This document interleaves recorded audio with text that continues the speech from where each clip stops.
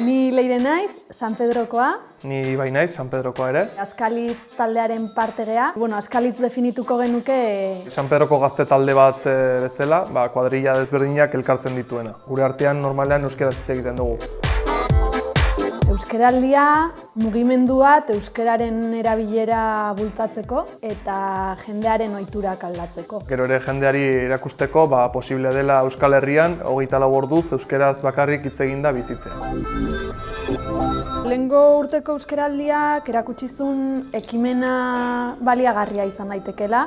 Bazegon jendia igual enekila euskaraz zekila eta gero euskaraz hitz egitezuna.